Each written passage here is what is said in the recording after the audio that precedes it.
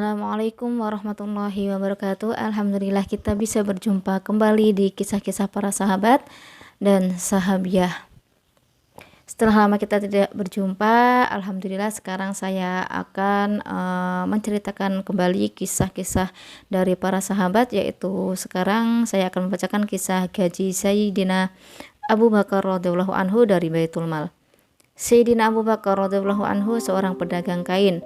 Setelah dilantik menjadi khalifah dengan membawa beberapa helai kain di tangannya, pagi-pagi ia berjalan menuju pasar untuk berjualan seperti biasanya. Di tengah jalan ia berjumpa dengan Sayyidina Umar radhiyallahu anhu. Sayyidina Umar radhiyallahu anhu bertanya, "Mau kemana engkau?" Sayyidina Abu Bakar radhiyallahu anhu menjawab, "Mau ke pasar." Sahut Sayyidina Umar radhiyallahu anhu, "Jika engkau sibuk berdagang, lalu bagaimana tugas kekhalifahan?"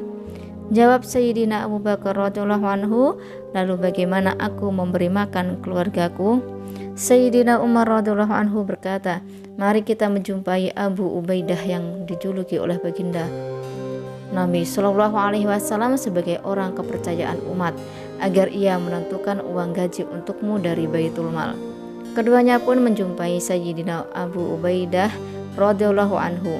Kemudian ditetapkanlah gaji untuk Sayyidina Abu Bakar radhiyallahu anhu yang jumlahnya sebesar keperluan makan seorang muhajirin biasa, bukan dari golongan kaya dan juga bukan dari golongan miskin.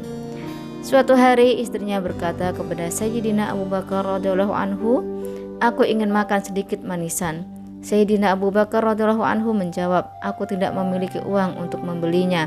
Istrinya berkata, "Aku akan menyisihkan sedikit demi sedikit uang belanja harian, sehingga dalam beberapa hari akan terkumpul jumlah uangnya."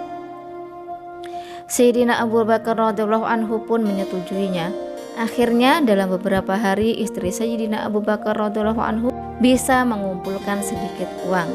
Sayyidina Abu Bakar radhiyallahu anhu berkata, "Tampaknya dari pengalaman ini uang gaji kita dari Baitul Mal telah melebihi keperluan kita." Lalu Sayyidina Abu Bakar radhiyallahu anhu mengembalikan uang yang sudah dikumpulkan oleh istrinya itu ke Baitul Mal. Untuk selanjutnya, uang gaji Sayyidina Abu Bakar radhiyallahu anhu dikurangi sejumlah uang yang dapat disisihkan oleh istrinya tersebut. Meskipun Sayyidina Abu Bakar radhiyallahu anhu telah menjadi seorang khalifah pemimpin seluruh umat Islam, dia tetap berdagang seperti sebelumnya.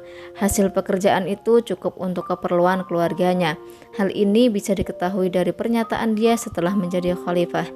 Diriwayatkan oleh Imam Bukhari rahmatullah alaih dari Sayyidah Aisyah radhiyallahu anha, ketika Sayyidina Abu Bakar radhiyallahu anhu telah menjadi khalifah, ia berkata, "Kaumku mengetahui bahwa pekerjaanku adalah berdagang, itu telah mencukupi keluargaku. Tetapi karena tugas kekhalifahan aku disibukkan dengan urusan kaum muslimin, sehingga untuk keperluan keluargaku diambil dari Baitul Mal." Meskipun begitu, ketika Sayyidina Abu Bakar radhiyallahu anhu akan meninggal dunia, ia berwasiat kepada Sayyidah Aisyah radhiyallahu anha agar mengembalikan seluruh uang gaji yang telah dikeluarkan untuk dia dari Baitul Mal kepada khalifah yang menggantikan dia. Sayyidina Anas radhiyallahu anhu meriwayatkan bahwa ketika Sayyidina Abu Bakar radhiyallahu anhu meninggal dunia, ia tidak meninggalkan dirham dan dinar. Ia hanya meninggalkan seekor unta perah, sebuah mangkok, dan seorang hamba sahaya. Dalam riwayat yang lain, ia berkata, ia telah meninggalkan sehelai selimut dan sehelai kain alas.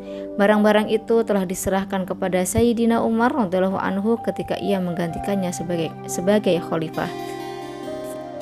Sayyidina Umar radhiyallahu anhu berkata, "Semoga Allah Subhanahu wa taala mencucuri rahmat kepada Sayyidina Abu Bakar radhiyallahu anhu. Ia telah membuat letih orang yang ingin mengikutinya."